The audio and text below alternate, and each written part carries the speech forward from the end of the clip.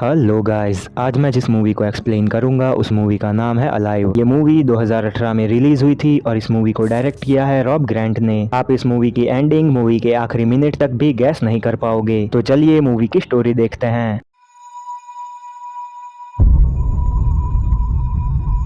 तो movie start होती है और हम देखते हैं एक आदमी को जो कि बहुत बुरी तरह इंजर्ड था और उसे अभी अभी होश आया था। वो एक अबैंडन्ड हॉस्पिटल में था और उसे कुछ भी याद नहीं है कि वो यहाँ पर कैसे पहुंचा और उसके पैरों में कुछ हुआ था, इसीलिए वो अपने आप को घसीटते हुए इस हॉस्पिटल से बाहर निकलने की कोशिश कर रहा था। लेकिन तभी उसके पीछे एक आदमी आता है और वो उसे कहीं भी जाने नहीं देता। फिर हमें पता चलता है कि ये एक सर्जन है और वो इसका इलाज कर रहा था। वो सर्जन इस आदमी को बेहोश कर देता है और जब उसे होश आता है तब वो देखता है कि उसके बगल वाले बेड पर एक औरत थी और वो भी इसी की तरह इंजर्ड थी। अब इस मूवी में इन दोनों के कोई भी नाम नहीं बताए गए और मैं भी अपनी तरफ से इन्हें कोई भी नाम नहीं दूंगा, क्योंकि ऐसा करने पर मूवी का पूरा प्लॉट ही चेंज हो जाएगा। वो सर्जन इन दोनों की फोटोज ले रहा था। इस आदमी को देखकर हम समझ जाते हैं कि ये आदमी कई दिनों बाद होश में आया है, क्योंकि उस आदमी की बॉडी पहले से ज्यादा रिकवर हो चुकी थी। खैर, वो सर्जन जैसे ही उस औरत को लेके उस रूम से बाहर जाता है तब ये आदमी अपने आप को फ्री करने की कोशिश करने लगता है। वो अपने हाथ को किसी तरह फ्री कर देता है, लेकिन वो देखता है कि सर्जन तो उसके पीछे ही खड़ा था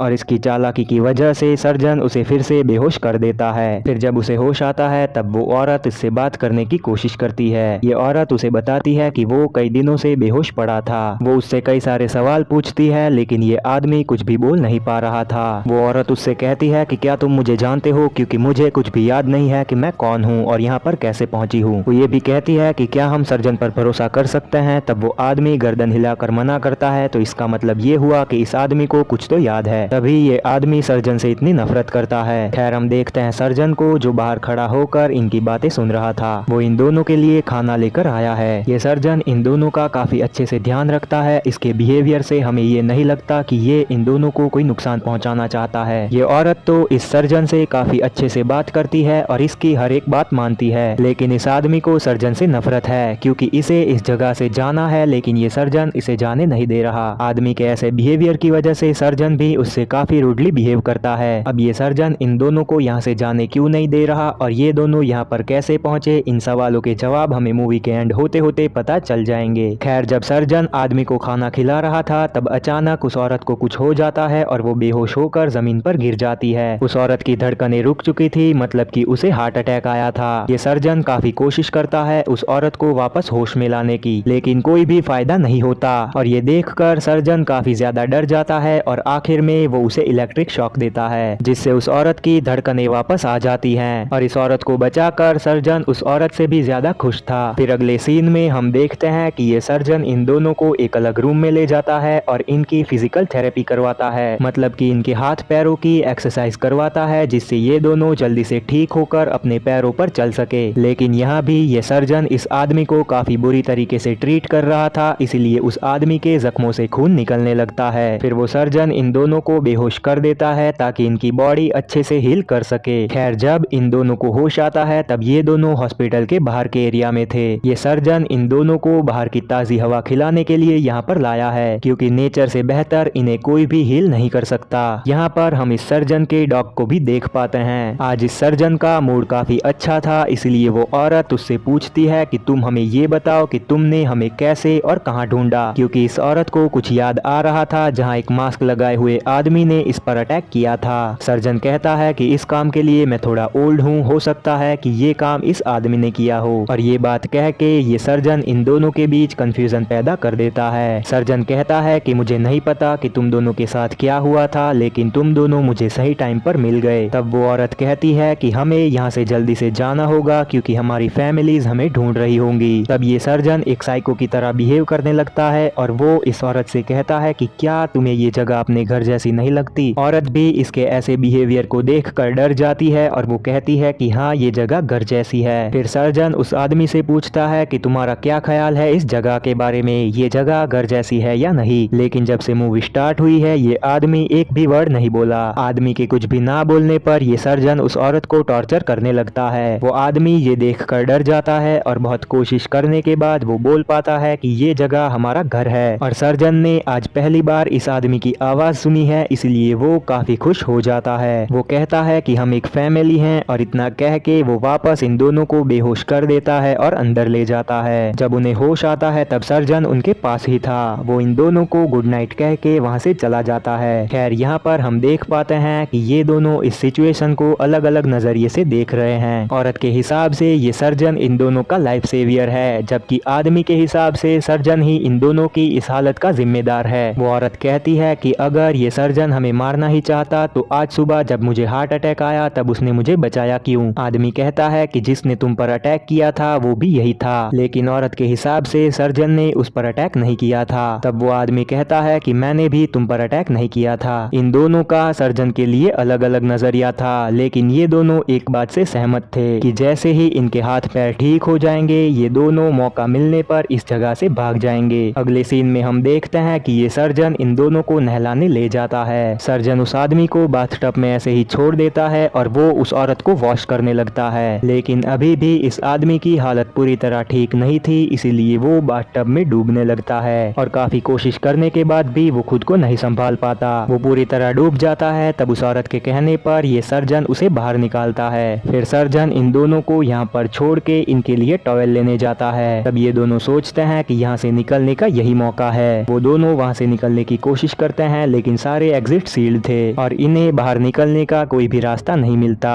वहाँ पर एक टेलीफोन था, लेकिन वो भी काम नहीं कर रहा था। बाहर निकलने का रास्ता ढूंढते हुए ये दोनों एक रूम तक पहुँचते हैं जहाँ चारों तरफ खून ही खून था और वहाँ पर बहुत सारे टूल्स भी रखे हुए थे। ये दोनों इस जगह को देखकर डर जाते हैं, लेकिन हिम्मत जुटाकर वो आगे बढ़ने लगते हैं। इसी बीच इन दोनों को सर्जन की आवाज भी सुनाई देती है। वो कहता है कि इस जगह से निकलने का कोई भी रास्ता नहीं है। खैर वो दोनों स्टेयर्स के रास्ते नीचे जाते हैं जहाँ इस आदमी को एक रूम दिखाई देता है और ये रूम किसी बच्चे के रूम जैसा लग रहा था। इस जगह को देखकर उस औरत को कुछ याद आने लगता है और उसे ऐसा फील होने लगता है कि जैसे उसकी एक बेटी है। ये सोचकर वो काफी पैनिक करने लगती है और वो उस आदमी से कहती है कि मेरी बेटी बाहर मेरा वेट कर रही होगी। तब वो आदमी इसे समझाता है और उसे लेकर आगे बढ़ने लगता है। ऐसे ही डरते डरते वो दोनों एक जगह पर पहुंचते हैं और ये जगह देखने में एक लैब जैसी लग रही थी, क्योंकि वहाँ पर कई सारे केमिकल्स रखे हुए थे। उसी जगह पर एक दीवार पर इन दोनों की फोटोज लगी हुई थी और ये वही फोटोज हैं जो सर्जन हर रोज क्लिक करता था। और आखिरी फोटो पर डे 13 लिखा हुआ था। इसका मतलब ये हुआ कि इन दोनों को इस जगह पर आए हुए 13 दिन हो चुके हैं। वहाँ उस आदमी को एक एल्बम मिलता है जिसमें कई सारे लोगों की इन्हीं के जैसी फोटोज थी। औरत उस आदमी से पूछती है कि तुम इस एल्बम में क्या ढूंढ रहे हो? वो आदमी कहता है कि क्या होगा अगर ये सर्जन हमारी फोटोज क्लिक करना बंद कर देगा। लेकिन इस एल्बम में इन्हें कोई भी क्लू नहीं मिलता कि बाद में इन लोगों के साथ क्या होता है। वो दोनों उस जगह को चेक कर ही रहे थे, तभी उन्हें सर्जन के डॉग की आवाज आने लगती है। डॉग की आवाज सुनकर ये दोनों डर जाते हैं और यहाँ से भागने लगते हैं, लेकिन ये दोनों सर्जन के ट्रैप में फंस जाते हैं और सर्जन उन्हें पकड़ लेता है। फिर वो सर्जन इन दोनों को उस रूम में ले जाता है जहाँ पर कई सारे टूल्स रखे हुए थे। सर्जन औरत से कहता है कि मुझे इस आदमी के साथ क्या करना चाहिए, मार देना चाहिए, अंधा कर देना चाहिए या फिर इसका मुंह बंद कर देना चाहिए। सर्जन ऐसा इसीलिए कह रहा था क्योंकि ये औरत इस आदमी की बातों में आ रही थी। वो सर्जन उस आदमी को ना मार डाले, इसीलिए औरत कहती है कि इसका मुंह बंद कर दो। फिर सर्जन उस औरत को अपने खानदानी इयररिंग्स देता है क्योंकि ये औरत उस सर्जन के लिए काफी स्पेशल है। इयररिंग्स पहनाने के बाद वो उस औरत को बेहोश कर देता है और जब उसे होश आता है तब वो देखती है कि सर्जन ने उस आदमी के होठ सिल दिए थे, लेकिन सर्जन के लिए इतना काफी नहीं था। ये आदमी दोबारा भागने के बारे में ना सोचे, इसीलिए वो उसके पैर का अंगूठा काटने लगता है। औरत को ये देखकर गुस्सा आता है और वो हिम्मत करके एक वास उस सर्जन के मुंह पर मार देती है, लेकिन सर्जन को कुछ भी नहीं होता। उल्टा वो एक सिरिंज लेके उस औरत पे अटैक करता है। औरत हिम्मत ना हारते हुए उसी सिरिंज को उस सर्जन के चेहरे पर कई बार स्टैब कर देती है। जब उस औरत को लगता है कि सर्जन मर गया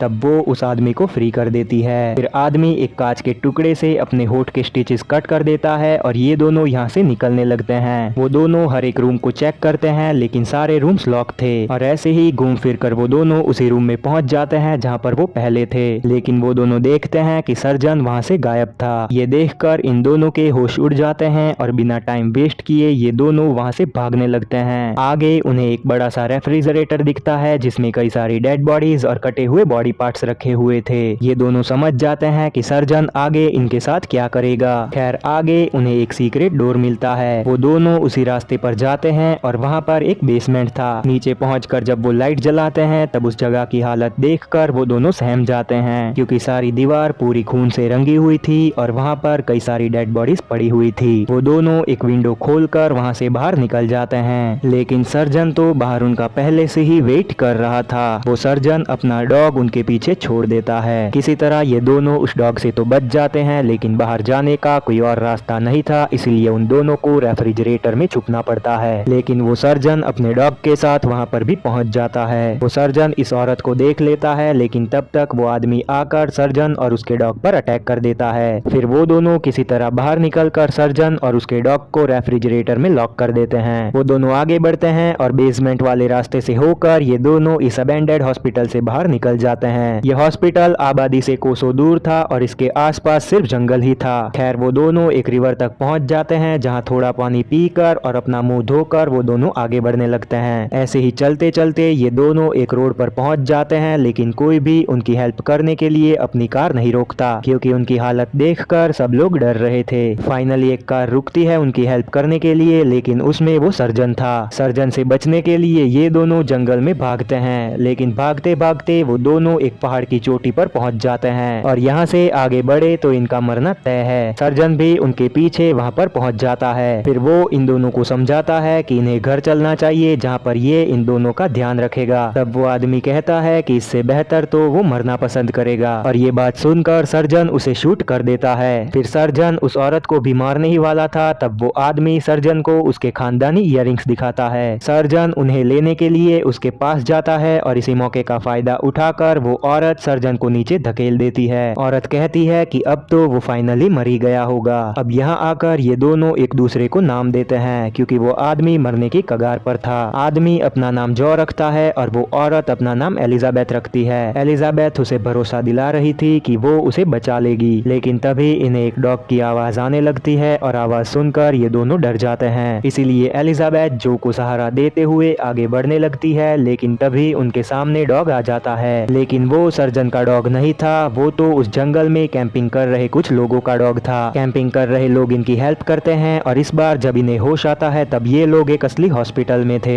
ये दोनों बचने में कामयाब हो चुके थे। खैर तभी डॉक्टर एक डिटेक्टिव को लेके इनके पास आता है और वो इन दोनों को अलग अलग रूम में ले जाकर पूछताछ करते हैं। डिटेक्टिव जो से कहती है कि तुम्हारी फिंगरप्रिंट मैच नहीं हो रही। इधर एलिजाबेथ की बेटी उसे मिलने के लिए उस रूम में आती है, लेकिन डॉक्टर उसे अंदर नहीं आने दे रहा था। एलिजाबेथ कहती है कि उसे अंदर आने दो, लेकिन डॉक्टर उसे एलिजाबेथ से मिलने से नहीं रोक रहा था। उसे रोकने का कोई और रीजन था। डिटेक्टिव जो से कहती है कि तुम्हारे राइट हैंड की फिंगरप्रिंट एक क्रिमिनल एलन रे से मैच होती है, जबकि लेफ्ट हैंड की फिंगरप्रिंट एक हायर रैंक पुलिस ऑफिसर बिली डोलन से मैच होती है, और सबसे बड़ी दिक्कत ये है कि वो दोनों ही मर चुके हैं। खैर इधर एलिजाबेथ की बेटी अंदर आकर उससे बहस करने लगती है। वो कहती है कि तुम मेरी मॉम की तरह दिखती हो, लेकिन तुम मेरी मॉम नहीं हो, क्योंकि मेरी मॉम तभी मर गई थी जब मैं सिर्फ 4 साल की थी। फिर वो कहती है कि मेरी मॉम किसी अटैक में नहीं बल्कि बीमार होकर मरी थी। अब आप इस पॉइंट पर आकर कंफ्यूज हो गए होंगे कि आखिर चल क्या रहा है, तो मैं सारी कंफ्यूजन दूर कर देता हूँ। असल में वो दोनों कोई एक इंसान नहीं है, बल्कि कई सारी डेड बॉडीज के अलग अलग बॉडी पार्ट्स को जोड़कर उस सर्जन ने इन्हें बनाया है। यानी कि सर्जन किसी को मार नहीं रहा था, बल्कि वो मरे हुए लोगों को जोड़ के उन्हें फिर से जिंदा कर रहा था, और ये दोनों उस सर्जन के एक्सपेरिमेंट का सक्सेसफुल रिजल्ट थे। इसीलिए वो सर्जन इनका इतना ख्याल रखता था। खैर तभी एक स्पेशल टीम आती है और इन दोनों को कंटेनमेंट में ले जाती है, क्योंकि ये दोनों चलते फिरते साइंस एक्सपेरिमेंट थे जो कि मर गए थे फिर भी जिंदा थे, और अब ये टीम इन दोनों पर नजर रखेगी। वहीं दूसरी तरफ हम देखते हैं उस सर्जन को जो इतनी ऊंचाई से गिरने के बाद भी नहीं मरा था।